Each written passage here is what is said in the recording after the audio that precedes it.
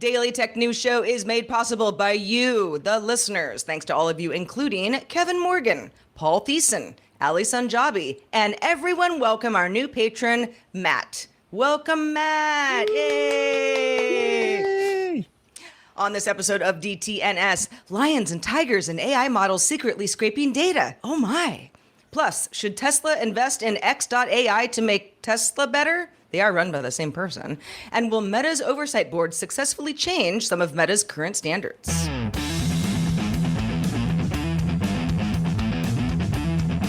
This is the Daily Tech News for Thursday, July 25th, 2024. From Studio Animal House, I'm Sarah Lane. From Columbus, Ohio, I'm Robb Dunewood. From deep in the heart of Texas, I'm Justin Robert Young. And I'm the show's producer, Roger Chang. Well, it's a plethora of tech news today. Some of it we're going to save for GDI because there just simply isn't enough to cram into one show. It's a good problem to have when you work in the business that we do. But without further ado, let's start with the quick hits.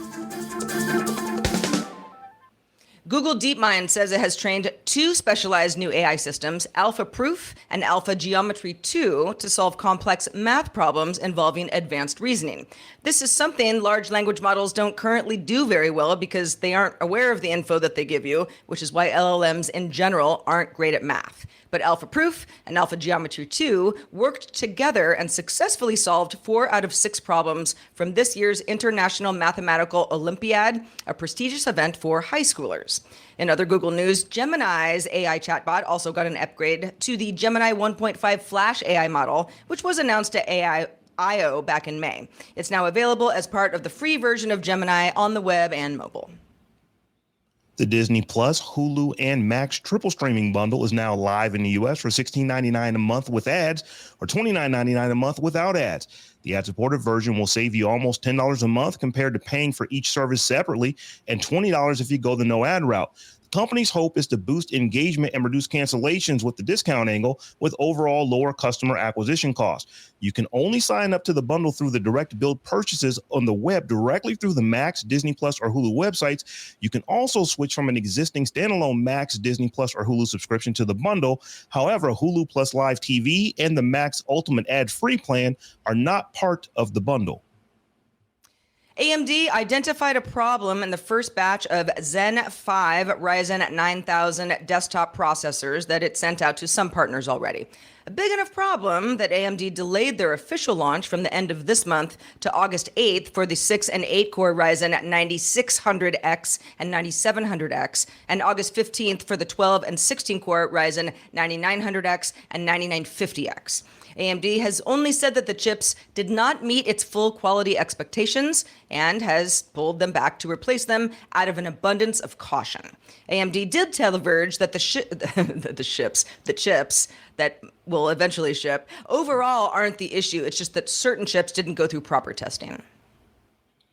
Google is currently the only search engine that can surface results from Reddit. On July 1st, Reddit updated its robots.txt file, which blocked other search engines like Bing and DuckDuckGo from indexing its content. Currently, any search engine that doesn't rely on Google's indexing won't get you anywhere when you search something by adding the popular site:reddit.com string to the search. Google struck a $60 million deal with Reddit back in February to let Google crawl its data to strengthen Google's AI models, although Reddit denies that this partnership is related to this and that it has simply not reached proper agreements with other search engines over how they plan to use content from Reddit.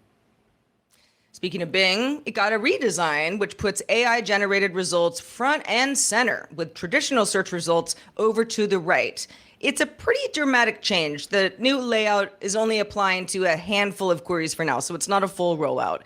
So it's not yet clear whether this might be an opt-in or turn off altogether option with a full rollout, but you might like it too. And Reuters sources say in a few weeks, the European Commission will hit Meta with its first antitrust fine for tying its classified ad service Marketplace to Facebook. Last year, the EC accused Meta of setting up an unfair advantage by bundling the two services together. Okay, let's talk about scraping data, shall we? 404 Media reports that it has seen a massive internal spreadsheet of training data from a video generation tool made by the company Runway that shows the model was trained in secret by scraping thousands of videos from popular YouTube creators, publishing media outlets, entertainment brands, even pirated films. 404 Media says this includes content from The New Yorker, Vice, Pixar, Disney, Netflix, Sony, among others, and content from popular influencers like Casey Neistat and Marques Brownlee. Originally named Jupiter, it was released officially as Gen 3. That's the name of the model. This was back in June. Runway investors include Google, remember that one, and NVIDIA, among others, currently has a $1.5 billion valuation. In an interview with TechCrunch, along with the Gen 3 launch in June, the co-founder, Anastasios Germanatis, wouldn't offer specifics on where the training data came from, only saying, quote, "We have an in-house research team that oversees all of our training, and we use curated internal data sets to train our models." Now, a former employee who declined to be named tells 404 Media that Runway scraped the videos using open source software like YouTube-DL, which has a proxy configuration option that Runway reportedly purchased in order to not get found out and consequently blocked by YouTube. Now, Google responded to the report by pointing 404 to a Bloomberg story from back in April, where Google accused OpenAI of training its AI video generator Sora on YouTube videos, which Google says violates YouTube's rules. Okay, so there's a couple things to unpack here. Runway, if this spreadsheet is accurate, even if it's partially accurate, to do this in secret is going to upset a lot of people. I wonder, if there is a world, because we're not in it yet, where it is just simply the law that all AI models have to. We all like that has to be public knowledge. Where the data comes from and how it's used. I think many companies who are working on various types of models will say that's ridiculous. These are trade secrets. We can't just have the world knowing. Otherwise, our competitors will beat us to the punch. But what do we do? What do we do here? Because you got a lot of people out there, particularly the independent folks who make their money and they're living on YouTube, saying this isn't right. I just wonder, are we going to see a law come into place here? Because, Sarah, I think you kind of alluded to this. Something may have to happen here. I mean, we've had the CEO of Microsoft AI, I think is Mustafa Suleiman. He said that if you don't explicitly say something is not, up for grabs, it's essentially freeware. And that seems to be how companies are running. And it's almost, okay, we're just going to go get this data. And if we get caught, we'll deal with it. But in the short term, we're going to get it while the getting is good and try to build a company on top of the data that we've gotten. So I'm not certain what the answer is, but something's probably going to change here, I would imagine, in the not too distant future, because this problem is simply just not going to go away. Let's draw a circle around what the problem is. So these companies, and let's say Runway specifically, are training their model on this content. They're not replicating the content, so therefore it is not specifically copyright infringement in the way that we understand copyright infringement. Right. But they are valued for $1.5 billion, which means if there's a lot of money, someone's going to want a piece of it. The reality is this. Training these models is something that will be fleeting, because the more we have seen with models that are at the bleeding edge of this is that synthetic data, therefore the information that comes out of the model can make a better, smaller, cheaper, faster model, which means if you are an independent creator, we have to understand that training the model, quote unquote, no matter how expensive this company is valued, is essentially the same as watching it. And either you can make a deal proactively and try to sell your data to one of these companies, or the moment's going to be gone. Because by the time that we get to the speed of government, this is already going to be done. In fact, I would say that there's an argument that it might already be winding down now. Yeah, that's a good Yeah, point. When it's tricky. Go ahead, Rob. I was just going to say, yeah, when I thought that there may need to be a law, then I thought, well, wait a minute, governments make laws. So that'll be years. It's not gonna be anything that happens quickly. And by the way, the lobbyists aren't paid for by Marquise Brownlee and Casey Neistat. I'll tell you that. The people, the lobbyists that would be crafting the laws, or at least be in government's ear to say this is how the laws should be crafted, are being paid for by the people that are investing in Runway. Right. And unless Google, which again is a Runway investor, so that's somewhat complicated, unless Google says, okay, we're going to take you to court for doing this, has Runway really done anything wrong? Just because everyone didn't know about it doesn't necessarily make it illegal. It might violate terms of service, and so that could turn into a legal issue. But yeah, these are tricky situations. I do feel for folks who feel like they are not effectively compensated for their hard work, but we don't have laws in place to make them. Well, and what would they be again? Like, they're not replicating the same product. They are creating a new product based on this. And I'm not saying that you shouldn't get paid for it, but you're the one who's going to have to ask. And if you conscientiously object, then you just have to understand that at some point they might be able to see the product and train their model on you. Yeah. It's going to be hard to figure that out. So let's change gears a little bit and talk a little bit about Elon Musk and his companies. Tesla CEO Elon Musk intends to discuss with Tesla's board a $5 billion investment with xAI, the artificial intelligence startup Musk is also the CEO of. Musk said on X, the social media platform he owns, looks like the public is in favor. We'll discuss with Tesla board after a poll on X showed 68% of respondents would be in favor of such an investment. The reason for the proposed investment is because Musk wants to expedite the development of a Tesla robotaxi and self-driving products. My question is, can companies of this size and magnitude effectively be run or owned by a single person that is at the same time, they're running multiple companies? Can they have interest in all of these companies be separate from each other? Can you basically run one company and know what the other company is doing and go back and forth? It gets very confusing, and I'm not sure how this works. Justin, what do you think? The answer is yes. Specifically with Elon Musk, he is the glue that essentially puts together a bunch of different organizations that would otherwise wind up making far more expensive, far less integrated partnerships with other similar partners. And obviously he's done this in a lot of different places: Solar City, Starlink, SpaceX, and now here Tesla and xAI specifically. That being said, I do think that it is interesting to say that this is not the first time that Elon has thought that he has solved AI. He thought Tesla was going to solve AI, and now he has raised a ton of money, including partly from Tesla, to try to fund another operation.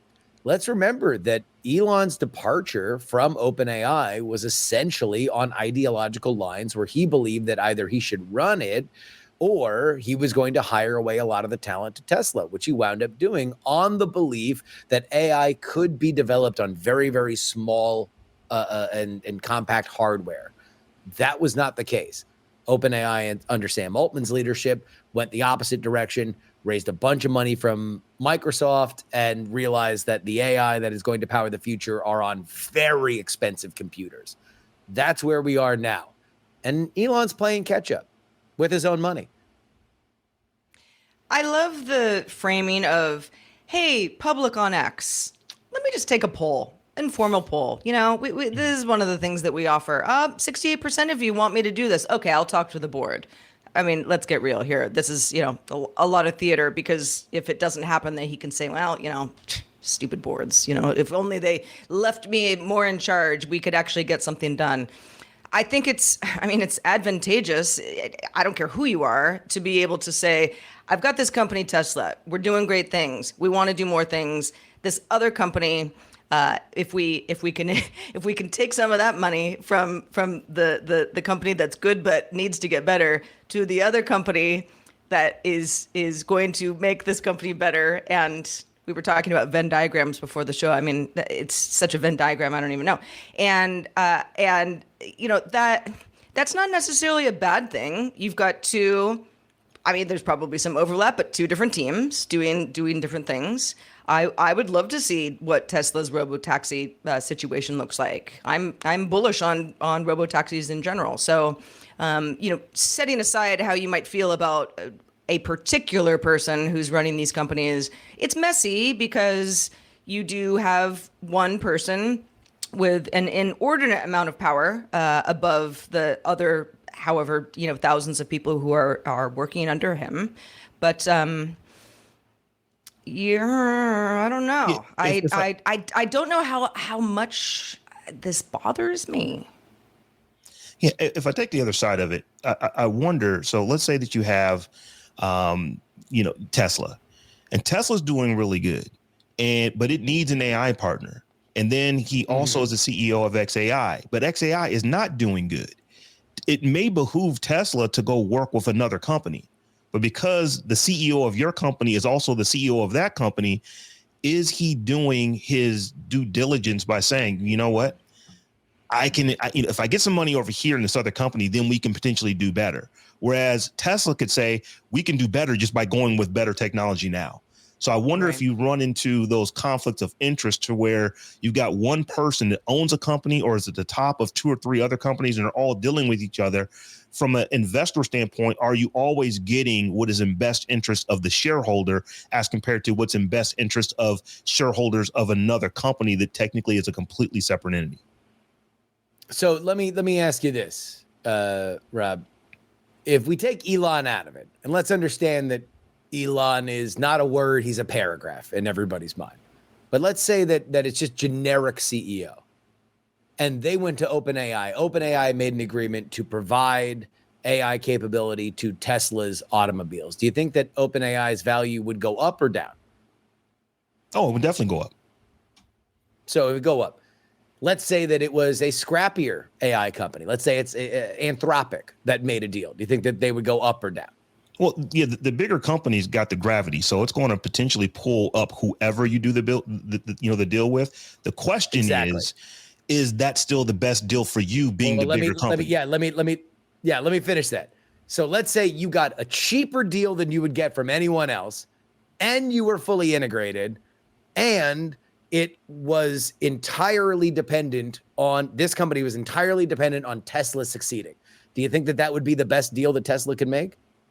Not necessarily. And legally, companies can't really operate like that. When you're doing that due diligence, there are laws that make you stay very, very separate when you're thinking about doing these deals, because you don't want to basically, bake the goods, as we would say. So I don't know that that's always the case. In this case, it probably is, but in some cases, I can see where it wouldn't be. So I would agree.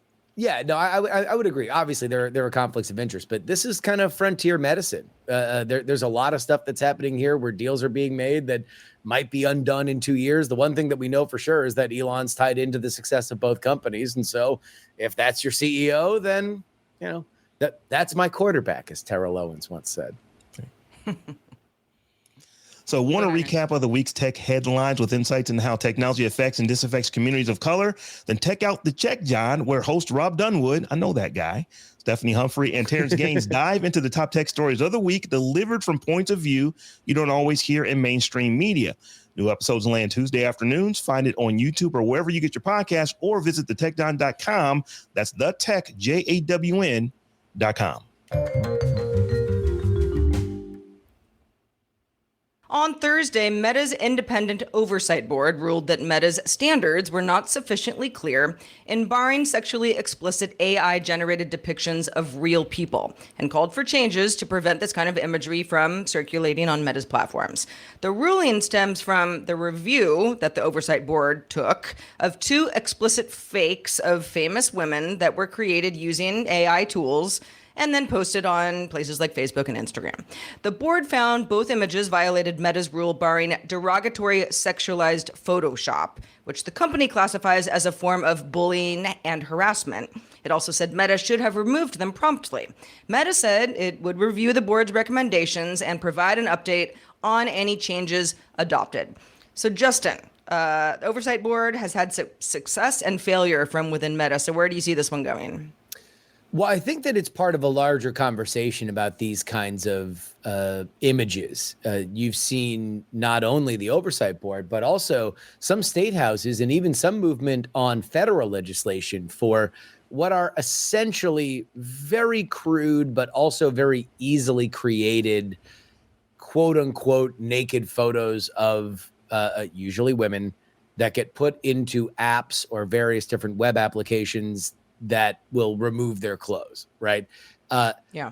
This is not anything materially different than stuff that has happened via Photoshop for much of the internet's existence. But the speed of which you can do it and the lack of skill that you need has made it become something that obviously just affects more people. And with that, you've seen a lot of controversies, specifically in high schools, of people circulating in group chats pictures of real, oftentimes underage women. So it does not surprise me that this is being brought up. Beyond the legal culpability of making it, I do think that massive platforms like Meta, X, and Instagram, Snapchat are probably going to have to deal with this as a publishing platform. And we're seeing kind of a bit of a limit to the world of safe harbor, where if something is so odious or something is so affecting to people, then you're going to see at the very minimum a public outcry to do something about it. Yeah, before AI, it would take Photoshop to do this and skill within Photoshop to make it look like it was real.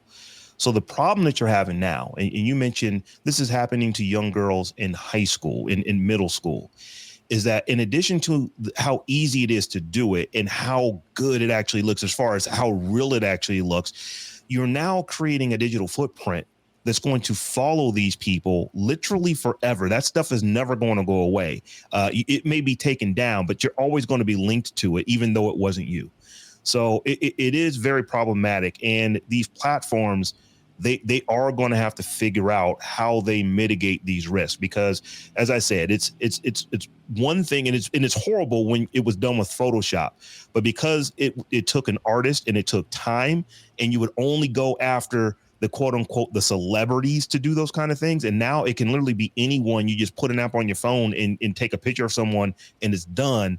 It's the same issue, but it is just giving you tools that allow you to do it so much more quickly. It's scale and effectively at scale. And like I said, that's going to stick with people forever once it gets attached to them.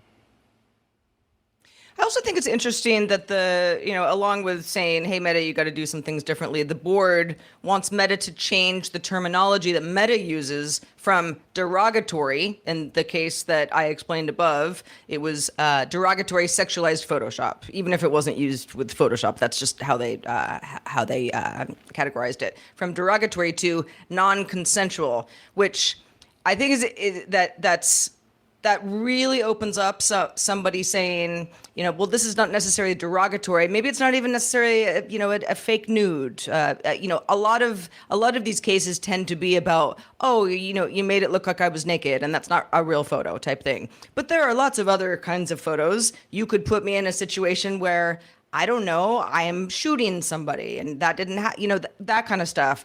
That is not necessarily derogatory to everybody in the whole world, but it's non-consensual to me because it looks like I'm doing it. So I think the board is kind of saying, listen, the sexual stuff is a real problem. We've got to deal with this, but at the same time, we have to deal with these tools in general. Well, and especially because what you want to do is empower the people that feel or are victimized by it, right? You want to be able to say, by saying it's non-consensual, you are essentially opening up more avenues for the victim to say, I need this down, or I need this down now. If it is just a general terms of service thing, then it is up to the judgment of some moderator somewhere within Meta. But Sarah, I would ask you, because between Rob and I don't know how many people would take liberties, but you have been famous amongst nerds. How do you view the weaponization and at scale of these technologies? Yeah, if I was in middle school, or I mean, I don't know, just even a decade ago. I mean, at this point, I'd just be like, "That's stupid. That's not me." Yeah. That's just not me. And go crazy, nerds. But this would have been something that could be, extremely crushing. In fact, there was a photo that circulated around the internet for years. It's probably still around somewhere, and it was somebody dressed as Princess Leia. It wasn't me, but somebody said it was, and she Yeah. was kind of like off to the side, so it was like you kind of had to look really like I knew it wasn't me. I just have never had that outfit or worn one, but it was sort of risque, and it really bothered me. I'm like, it's just not me, and a lot of people just don't care to like do enough research. Well, we know this about all things always, that people Yes. don't always do great research, but that kind of thing, that was just mistaken identity. That was not somebody I think trying to go after me and make it seem like I was wearing some cosplay thing. But yeah, this stuff is it can be harmful, and I mean, non-consensual is just the tip of the iceberg for how it makes people feel. And again, this is meta that we're talking about. This is not some little upstart who's like, we made an app. Yeah. It's fun and don't do anything wrong kind of thing, even though a lot of these startups know exactly what they're doing and they want their tools to be used on Meta so that people keep downloading their app. But, eventually Meta's just too big to not figure this out. They're not going to get every bad image, bad video, bad posts. There's just no way. But the oversight board is saying, hey, you got to do better. Yeah, the pornography part of it is horrible. But Justin, I think where you and I would probably be, more concerned is that someone does a really, really good deep fake of us being someplace that we were not. And then they're saying, what were you doing here? It's like, that's not me. And even though at some point you could get that figured out, it's just the initial thought that there's going to be people who are going to believe the mistake, not the retraction of it. So Yeah. Your Meta's got to do something to allow people to get this, this stuff down when it's, potentially adversely affecting them. Like anything, though, in the world of moderation, and I've been the one on this show specifically saying that moderation can often be a hashtag portal to hell, because every tool comes with unintended consequences. I do believe that there should be a tool for which somebody can report non-consensual videos and pictures of themselves. I do believe that the moderation service, which I think gets undersold with platforms like these. I've had a little bit of a window into similar ones. Let me just tell you, the stuff that gets pulled down off these sites would scar you for life. Like there is the worst. Yes, the thing you're thinking of, worse than that, is being pulled down at scale every single day. That being said, in the margins, you want a tool that is effective, that doesn't overly affect people's ability to share things online, or a window into censorship. It is a far harder problem than anybody gives it credit for. And these kind of tools with these kind of victims make the problem even harder. So Justin Robert Young, it was a slow week in politics. I don't think there's much going on. I wanted to find out about what happened or didn't happen. Where might one go to find out about just what's not happening in politics over the weeks? I need a white swan event. That's what I want. I want a precedented week in politics. Unfortunately, they have been in short supply these last 3, but you can see all of it at Politics, available wherever you find your audio podcast. And then, of course, on YouTube, youtube.com/@politics. Everything we do is now hybrid video and audio, including our entire week at the RNC and any time that I get to spend at the DNC, depending on how unborn my daughter stays during late August. So we will see how that goes. But politics. Oh, boy. Our cup runneth over. Maybe one day you'll get to take a nap or just a good night's sleep, Justin. I don't know when that day's going to be. I would settle for a normal weekend. I would settle for a weekend without world-breaking, once-in-a-generation news. That I'll settle for that this weekend. Once in 2 generation news. Yeah, fingers crossed. Fingers crossed.